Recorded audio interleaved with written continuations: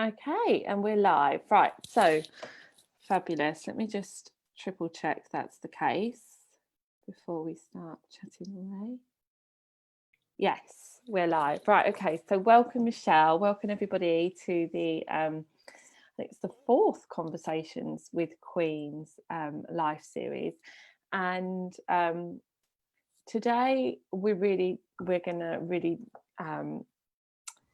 get to the heart of the fear and the stress that a lot of people are going through at the moment in terms of how they're experiencing their situation with money and their finances and their business. And I have just the person for this. This is Michelle Atlas. She's been a part of the social media initiation, and she is a sacred money archetypes coach and resiliency facilitator. And she's really passionate right now about helping people use times of wild change to strengthen their relationships to their businesses and to others and to themselves. And so this couldn't be more of a prevalent time, I think, to talk about this. And I just want to say that me and Michelle had a really powerful conversation the other day. So Michelle has a quiz that you can take called your Money Archetypes quiz, which I'll let her explain a little bit further down the line. But basically you take this quiz and it shows you your patterns around money and how the kind of by taking this quiz, it shows you kind of what category or archetype you fit. And it really, really helped me because I spoke to Michelle afterwards about my quiz and my results, and it gave me a lot of peace and clarity, and almost like it gave me a kind of revelation that I wasn't this bad person, as I know that the voices in our heads can often make us feel really bad around money. And I think, like, I really feel like this time is bringing up so much unconscious thinking around money because of, the crisis and what does money mean and all of that kind of thing. And I just had that conversation with you, and it definitely gave me, I've noticed since then I have had less thinking around my patterns and seeing them as bad. We just naturally have this negative bias in our head. And so I feel like if anyone's really gonna if anyone has issues or problems or blocks around money, I really feel like Michelle could really help you. And so I'm really excited about this conversation. And welcome, Michelle. That was a long intro, wasn't it? It was all great.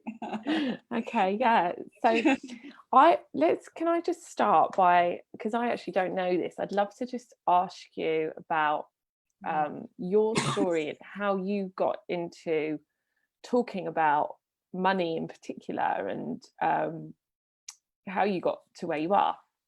Sure. Oh, sure. Yeah, that's a good question.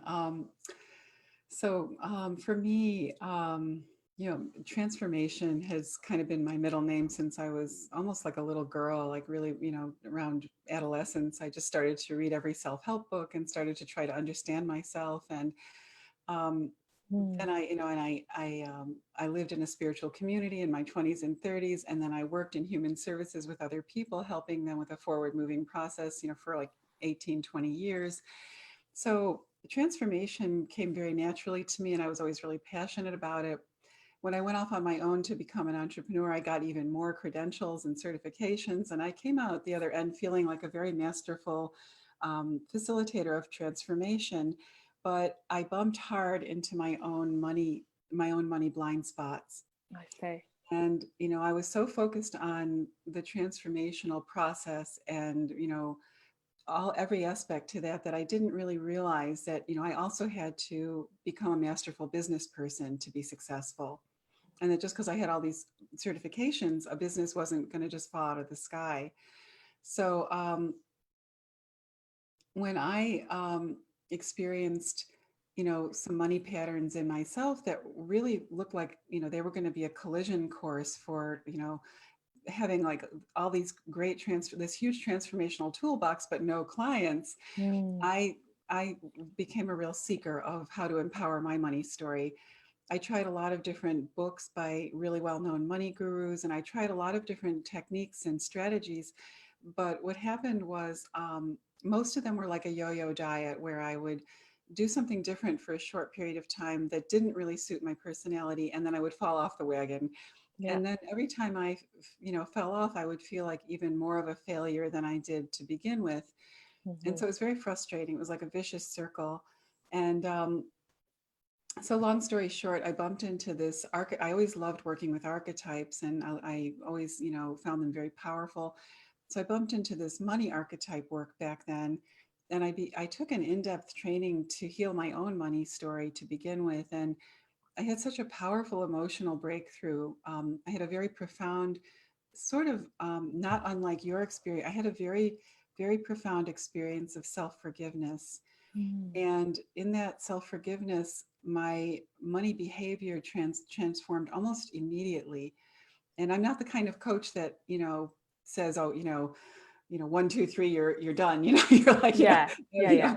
I'm not, so there, I won't mention names, but there are a lot of people that are like, you're transformed. You should have no Yeah. more issues. Yeah. Yeah. Yeah. So for me, I believe that transformation is a multi-layered, ongoing process. But I had such a powerful transformation with this that the very next time I went shopping, my behavior, I had a very profound internal experience where I felt like I was enough.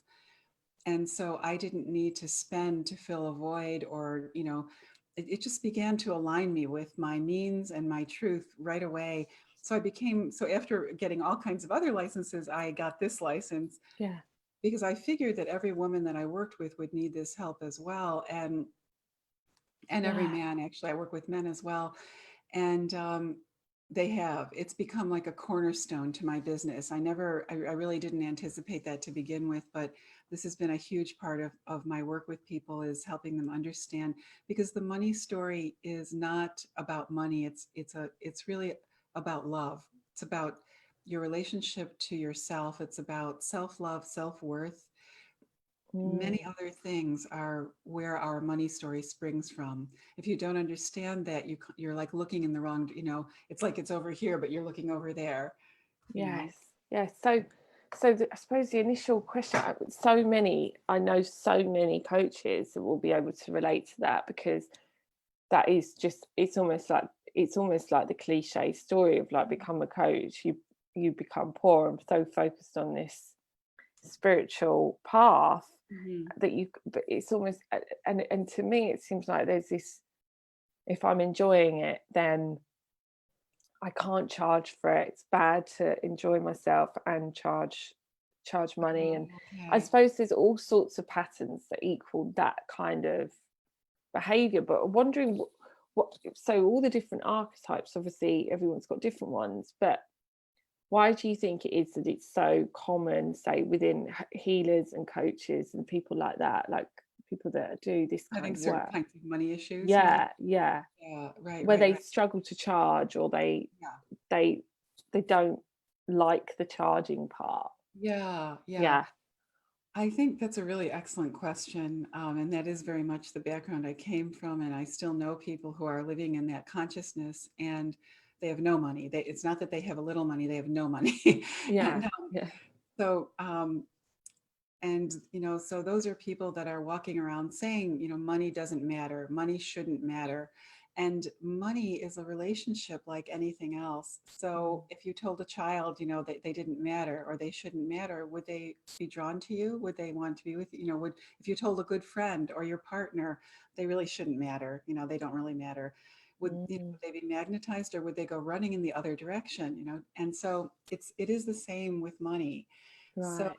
the thing about that culture that we're talking about, the spiritual kind of type of person, again, which I have been most of my life, and many of my friends are, there's a misconception that owning your worth, owning your true value is egotistical.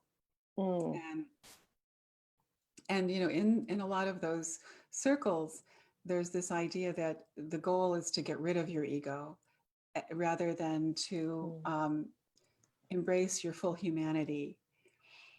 which includes strengths and gifts and challenges and blind spots. And so there's a lot of, I think, misunderstanding around what real true empowerment is in some spiritual cultures.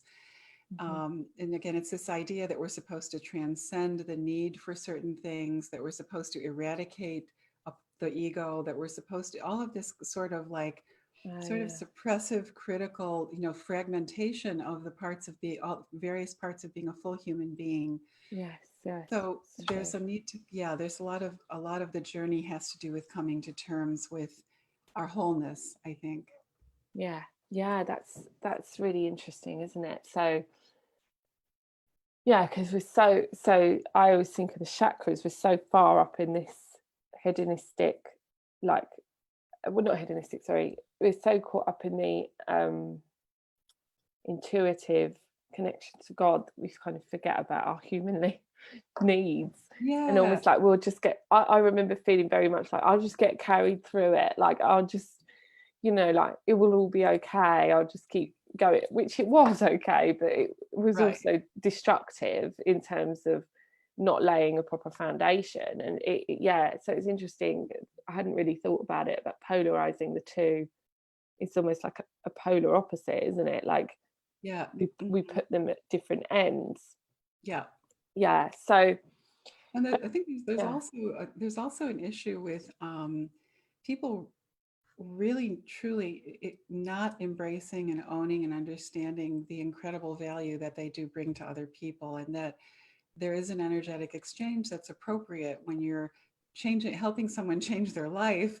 To yeah. have some sort of reciprocity in the form of money is a perfectly fair thing, Yeah, exactly. And it's so interesting right now because I know a lot of people are now talking about, oh, well, they're taking donations rather than charging because they feel so kind of Right. like bad around delivering the work they're delivering and charging for it, or even talking about business because of this rocky time that we're in. And someone made the point that the the shops, there's no ambiguity about whether or not you're going to pay for your cheese or your chicken, or you're going to, like, no one expects Exactly. discounted rates on Right. stuff just because it's there. So there's this thing around, I think it must be around, like, I'm setting the price, therefore I can change the price, whereas in a shop it's all based on kind of this, there's no personal,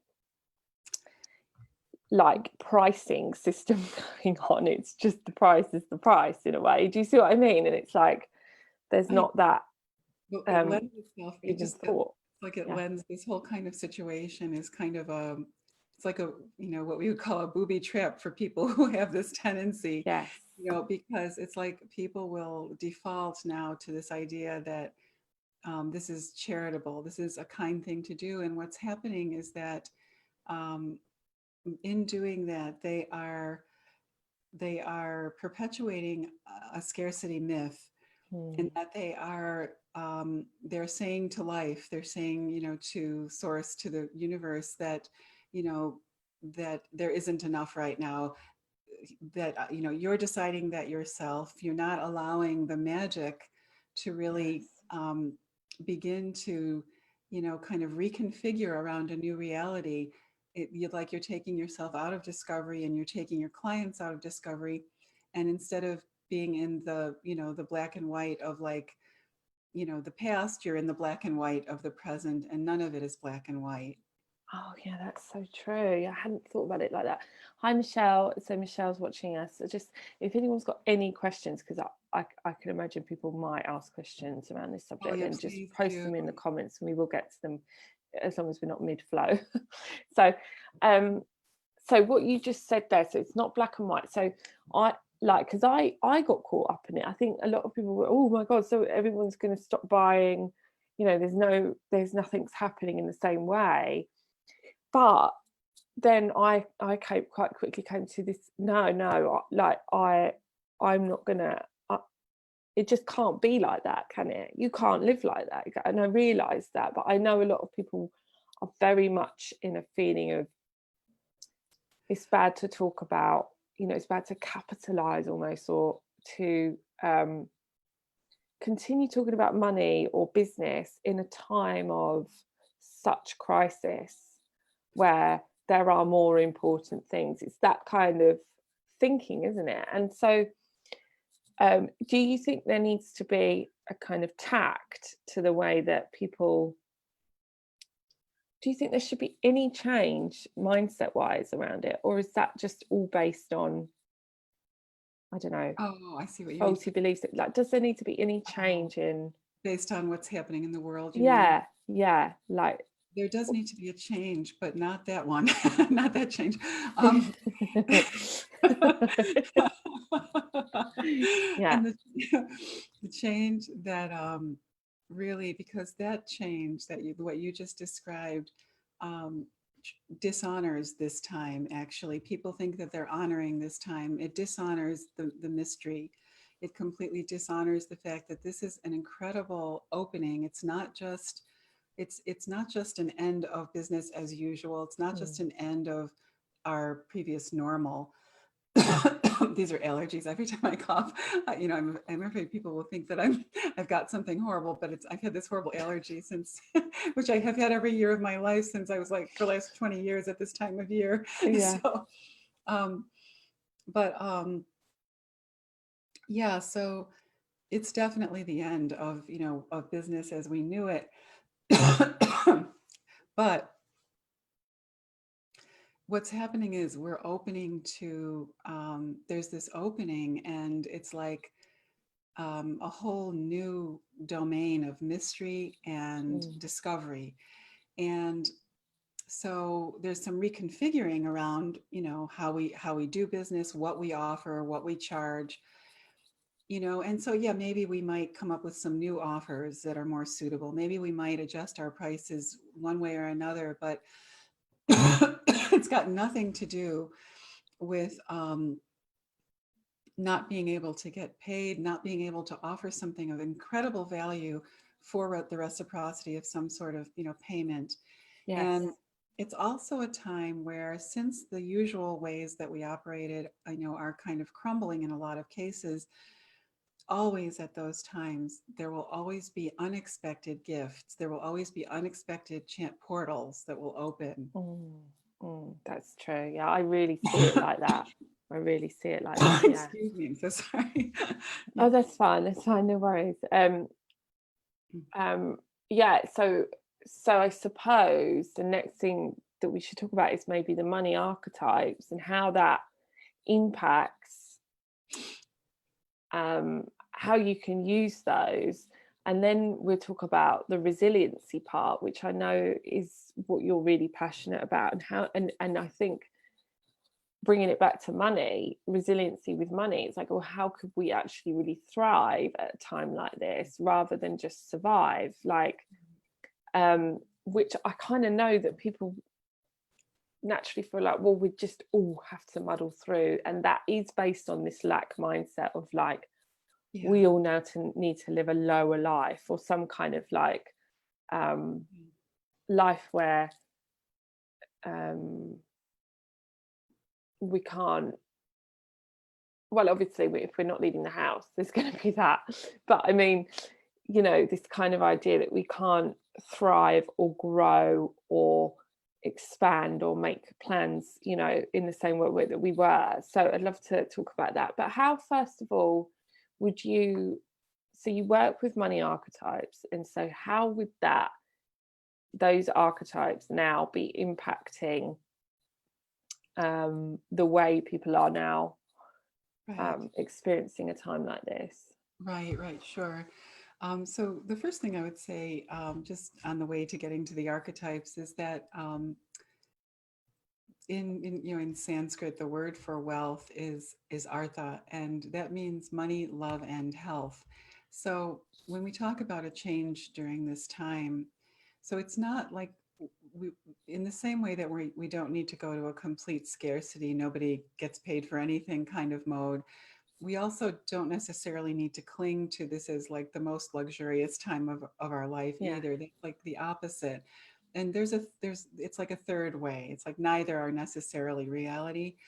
And so it's about opening to wealth in many forms, and it's about opening to like what are we being given. You know, we're very aware of what might be being taken away, but what are we being given? What is revealing Mm, itself? What is emerging through this time?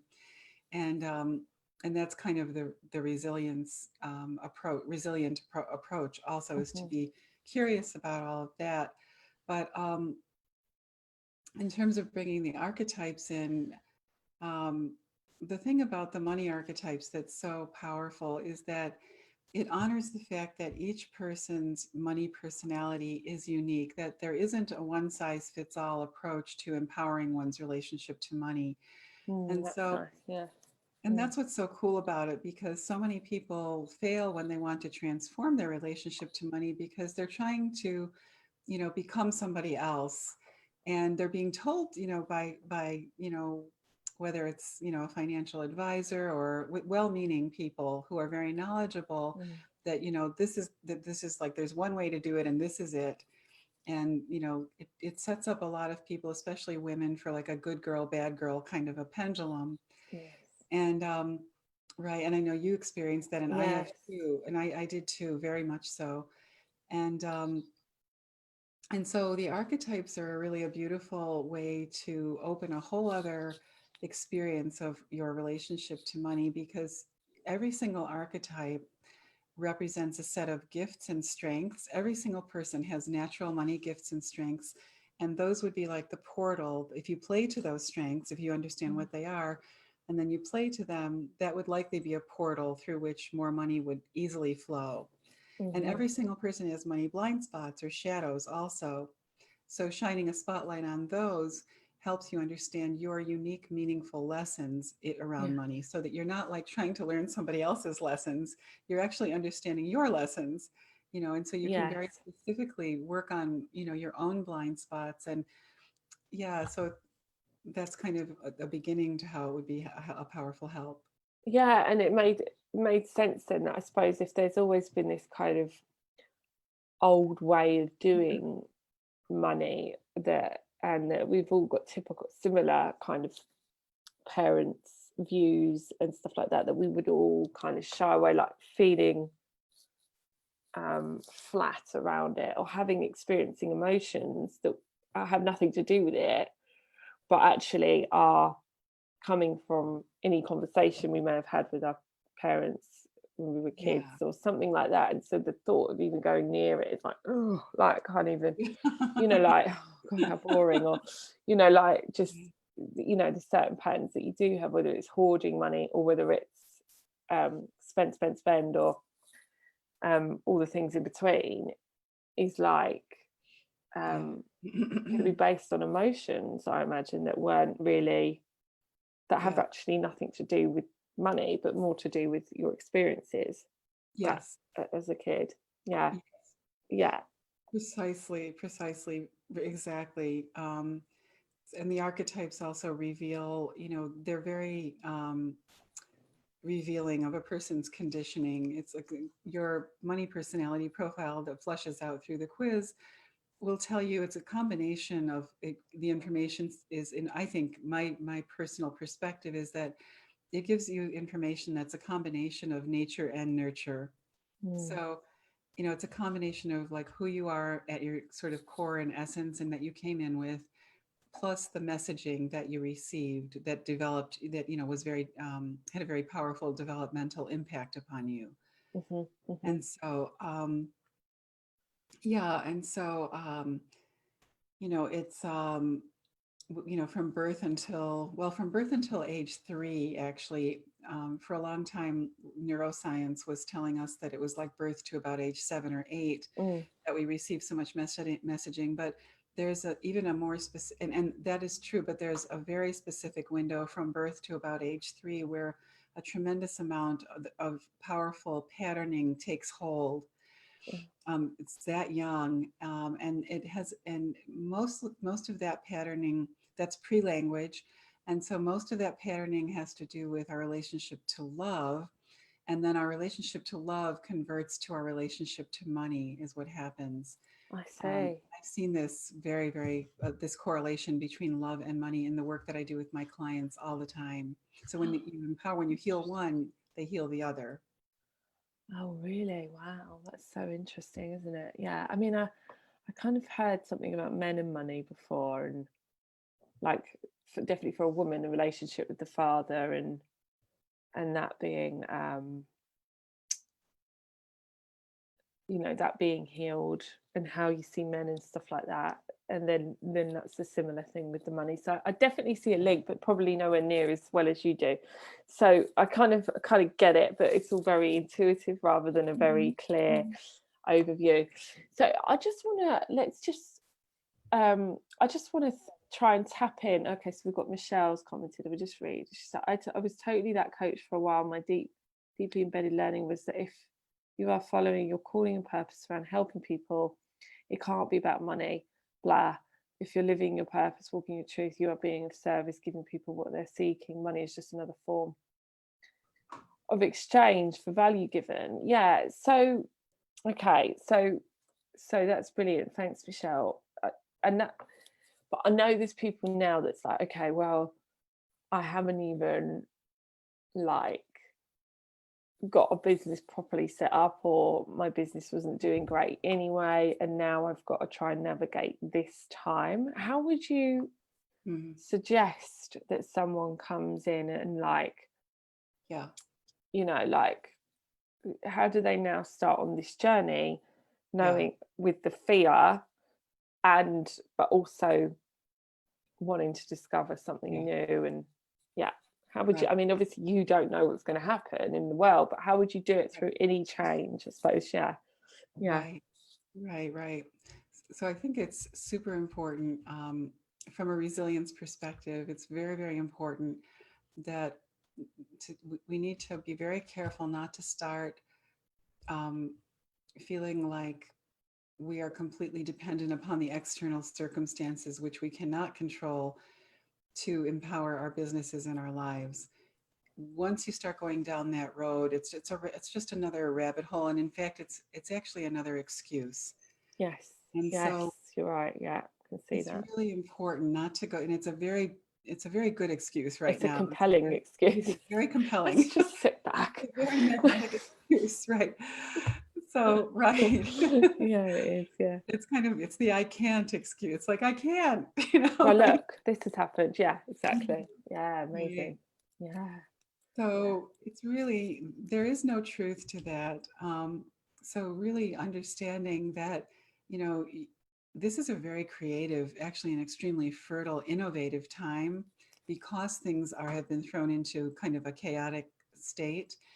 Chaos is the most fertile place. People don't understand that. We try to avoid chaos. We think it's a horrible thing. Chaos. Out of chaos is where the most amazing ideas and the most amazing transformation can happen. And chaos is actually essential to innovation. So we don't need to be afraid of it. Yeah. And the other thing is that, so I would say, I'm offering, we're offering the URL here to take the quiz, the money archetype quiz. It's a free quiz. And Yes. So afterwards, we'll put the link in the we'll put it in the title. Yeah, carry on. And it's a automated quiz, so it'll only take about 10 minutes, and you'll get a snapshot of your results. They'll also be automated immediately, and it will shine a spotlight. So whether you're just beginning, and you're just really pulling it together or not, it will give you a real nice snapshot of some of your strengths and some of your, the propensities where you might have blind spots. And then but it's just a snapshot, and it's kind of like the tip of a much deeper iceberg. So if you feel drawn, to taking that information further, there are a number of ways that can happen that are not, that do not involve a huge commitment. So, please feel free to reach out to me and explore possibilities. There's some very, very, low price point ways that I can help you take the information much deeper. So there are options. But yeah, just really feeling like you have the support of knowing that you're making that the archetypes, the understanding your money personality in detail helps you make decisions that are, that feel empowered. It'll keep you from making decisions, because in business, we're making decisions constantly. Mm. And it can be very confusing. It's like every day I feel like I make 10 decisions, Mm-hmm. Yeah. and, if you don't understand, what you're best at and what you should be getting support with and what you should just not be doing at all, Mm. it's you end up, having to course correct a lot more, and you can make costly mistakes that way too. I certainly did, for Yeah. many years. I mean, I spent thousands of dollars on the wrong mentors, and, before I got to Yeah. the right ones Yes. Yes. on Yes. my way. I learned so much because but later I learned the hard way, Was that because because so the mentors didn't match your archetype, that they were doing things in a way that wouldn't match your way of doing things? Is that I see? Yeah. That's Yeah. exactly That's right. interesting. Yeah. I was hiring people who were like my opposites a lot, because I thought that I was deficient in certain ways, Yes. and I should hire. And what was happening was that they were constantly pushing me in directions that were the antithesis of my nature and of my Gosh. strengths. Yeah. And I ended So up very, very interesting. depleted, with, minimal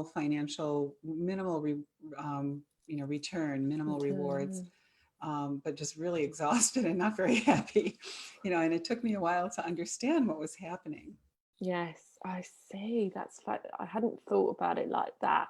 I could see how definitely not understanding who you are would make you doubt yourself a lot in terms of your decisions, and not actually know how not actually be able to move forward because you're in fear of Right. messing up again. Or Mhm. like for me, a lot of trust has had to come.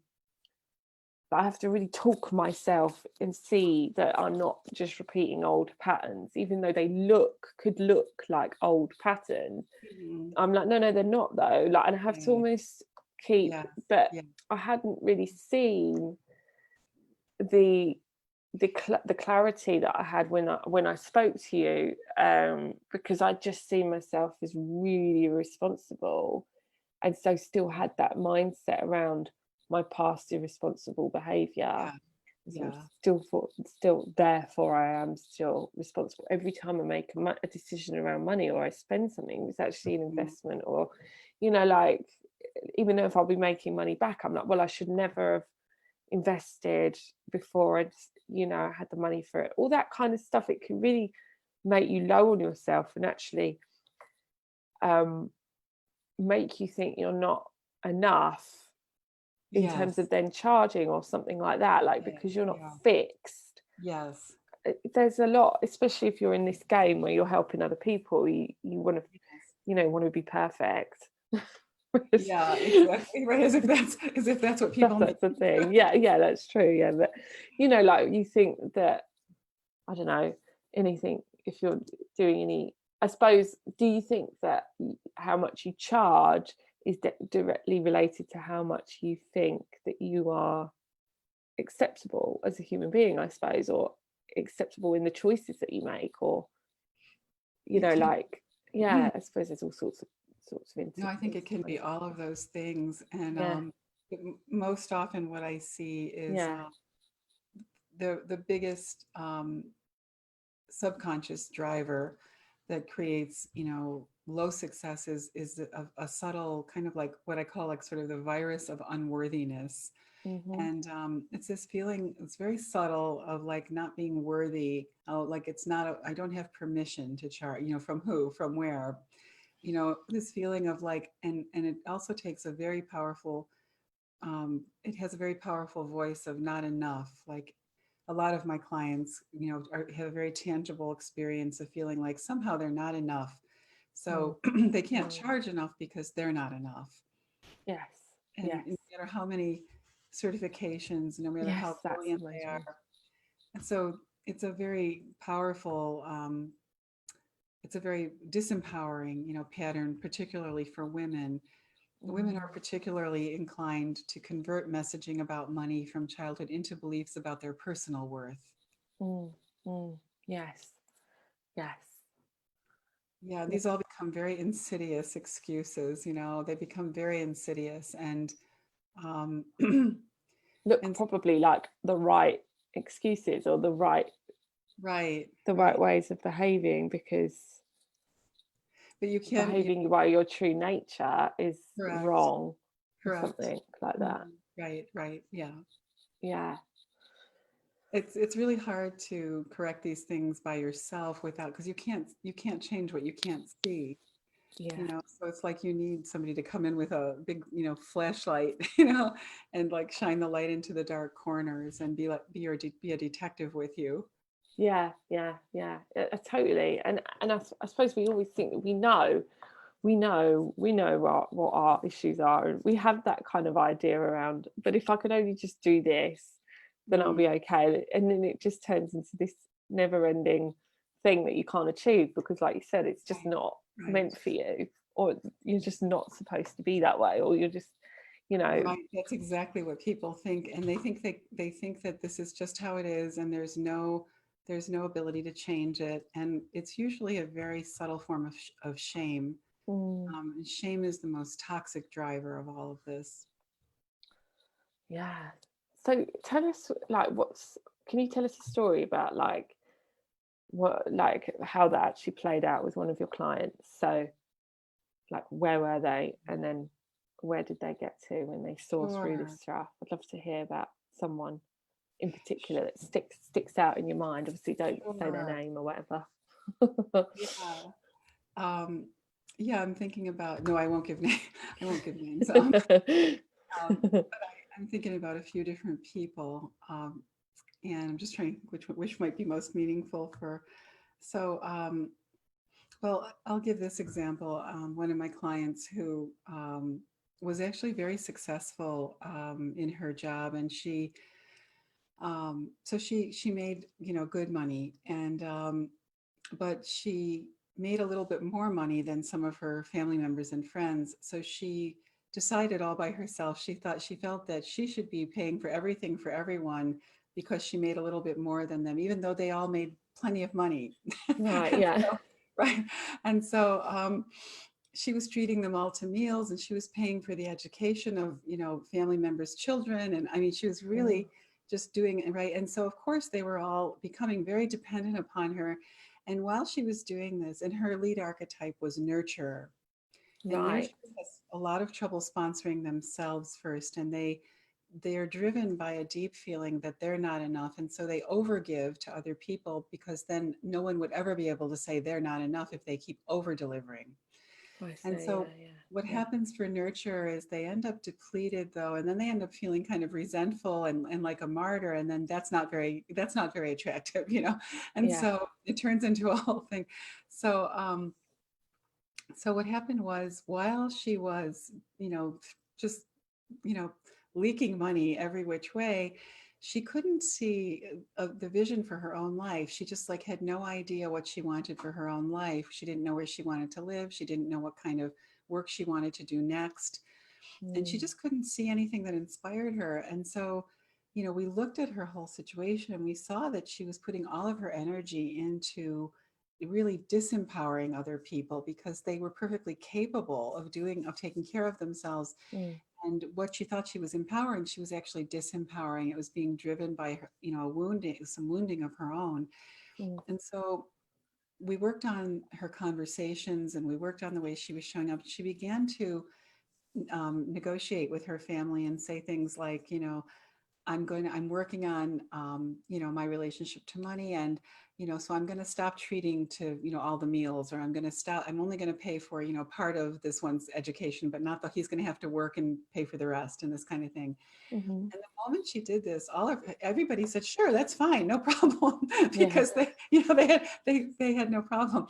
And so, you know, and so, she felt, so it was just such an eye opener for her, that she was driven by this guilt and by this not enough, yeah, and that it freed her up. So it was very powerful for her to have empowering conversations. It freed her up so much. The moment she stopped leaking all this money unnecessarily, she began to have this really clear vision for what she wanted to do with the rest of her own life. They went hand in hand. wow, yeah, It was unbelievable. The timing was just like almost instantaneous, because wow, the energy was, because she was sort of sending a message to life that I don't matter. I'm giving everything to everybody else. And so she couldn't feel into her own life. Creativity in her own So source. Yeah. and so she just, now she just feels like she's got these really empowered relationships with her family, and she's doing this incredible humanitarian work now that she's passionate about. She started to have a vision for a particular house that she wanted, to build for herself. Just all these beautiful things started to come to life. Yes. Yes. Oh, Yeah. lovely. And so that's, yeah, that's beautiful. And so she initially came because she knew something was up. Is that how she saw it? Like that Well, it she was, initially came because she couldn't figure out, because she couldn't see her own life. That's why she came. She didn't know anything was off. No, she didn't know. She had no idea. She had no idea that anything was off.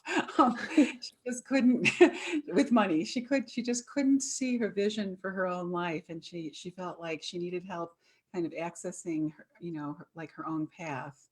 I And I looked at her see. whole life with I looked at her archetypes in her whole life, and immediately just saw all these, these like massive power leaks, and so Yeah. we like plugged them up, she began to.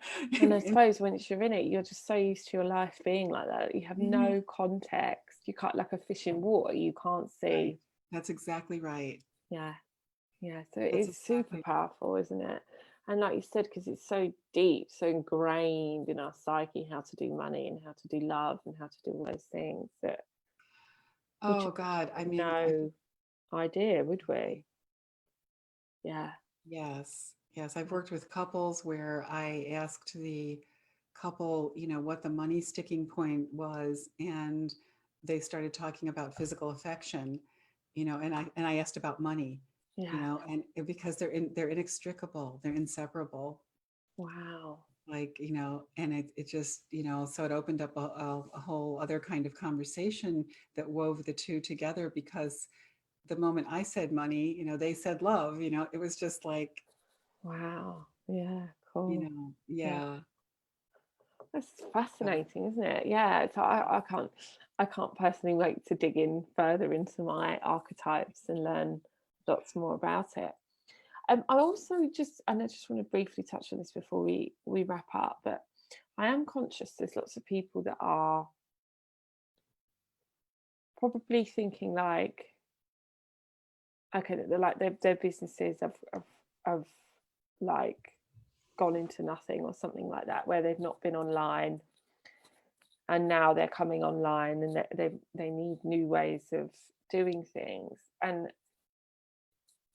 how to kind of just manage that fear. I don't know if that's something that yeah, because you deal with resilience and like how to oh just yeah, oh how, absolutely, I how deal with to that all the time. manage that extreme, probably very very base instincts that are Yeah, coming up right now, yeah, in order to then see past that to some kind of solution or yeah. creative. Yeah, how would you Well, I answer think that? that, because I'm on this road myself right now, right, as an entrepreneur who's, got a mostly virtual business, but who's, stepping into more visibility myself for a variety of reasons.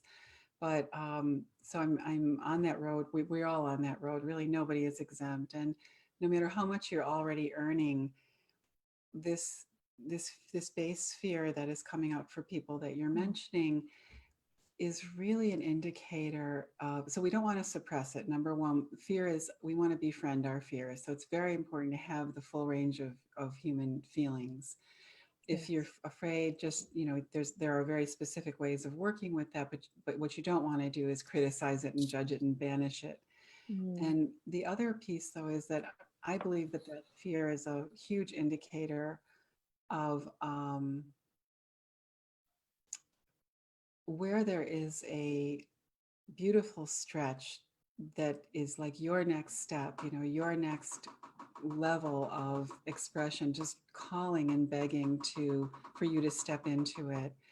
And this time that we're in right now is like, the doors have flung open, so I think that the fear is a guide. The fear is like a messenger.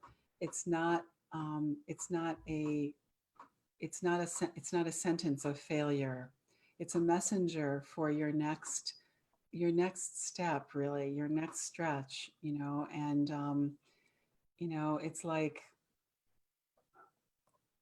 if you when you start to fear failure, this idea of failure most likely would only you would most likely only move towards that if you don't heed the call. There's Right. usually a call, and so really nothing to be afraid of, because it's like there's so much good available to us at this time, because we really get to kind of just step up to who we are. Yeah. And life, humanity is receptive like never be. Humanity is going through so much that um, I'm finding people more receptive than ever before as well. Mm, mm. Yes, lovely. Okay. So and so this is so you've created a place for people, haven't you? A group Yeah, for thanks so much. Yeah. Yeah. um So so do you want with to your talk room about philosophy, what's yeah, that? so I know so we are just talking about money, but resilience is your kind of forte and thriving through all Money's sorts of a part. times of huge transitions and wild change. So do you want Right. to tell people about what you've got coming up, and then we can invite people to that group as well if they feel that they really want to. I imagine that you just like there's some people who just can't even think about money and they just like need to see a way through, um, Yeah. or or um, deal with their own emotions first before trying to make any plans and stuff like that. So, do you Right. want to tell us what's coming up in your group and what your group's about? Sure, sure. Thanks so much. So my group is called Diamonds in the Darkness, and it's resilience for entrepreneurs and professionals who are navigating this wild change that we're all in. It's free. It's a private Facebook group, and I'm thrilled to be doing this because I feel like it's going to be a container for a tremendous amount of depth in terms of really understanding like the most profound hidden gifts in this challenging time that we're in. So we're not going to be slapping a positive, a sort of artificial positive spin on this time in this group. Um, and at the same time, we're going to be looking for the diamonds in the darkness, Yes. and they always exist. And so um, yeah, and so I'm going to be doing trainings every week of some sort every week on, you know, navigating this journey with money during this time, on navigating this edge around socialization and isolation, and around, how we can use this time first and foremost to forge a profound connection to ourselves, Mm, because it's from that place that everything else will be born, and flourish. And so I'll be doing a Facebook Live at least weekly, if not more, starting this lovely. week. And you can just message me, or put a comment, and I'll let you into you can join the group and be a part of that conversation. There'll be a lot of great people in there, and I'm hoping everyone will support each other. Lovely. Yeah, I think it'll be fabulous. Like, there's just something about you as well that, like, there's so much kind of wisdom and depth of knowledge and experience to come from you that I really feel like anyone who is struggling would just feel comforted just to be in your field. Thanks so much. That's how you feel to me anyway. So Oh, thanks. that's how you make me feel. So yeah, there's you just have this kind of real like strength, underlying strength that I think a lot of people will need in a time like this where a lot of people will just be talking negative. Oh Yeah. God, so much negativity and fear and like criticism of the government and everything Yeah. that, all the stuff that's going to be thrown out about how we should all behave in this kind of, um, Yeah.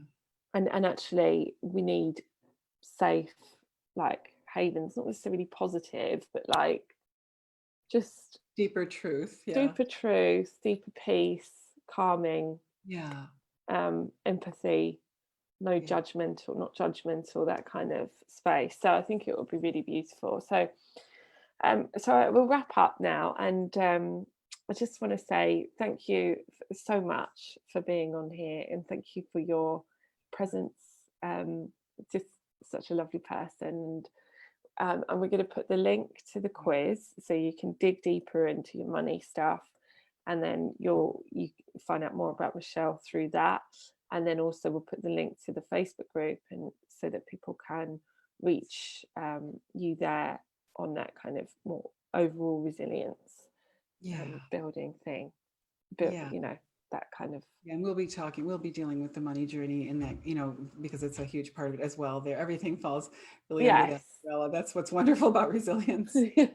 Yeah, exactly. Great. So thank you so much for coming, and Thank you so much, Lucy. Thanks so much for the opportunity to talk about all these incredible things. yeah, well, it's just a perfect time, and I've really enjoyed having you, and look forward to seeing more that you come up with in the next few weeks. Great, great. Okay. Thanks so much. Okay, and thanks for everyone who did show up and watch. And I know a lot of people will be watching the replay, but Mhm. it was a great chat. So thank you. Hopefully Yeah. it will reassure a lot of people. Oh, good. Okay. Okay, speak to you later, everyone. Good night. Bye, everybody.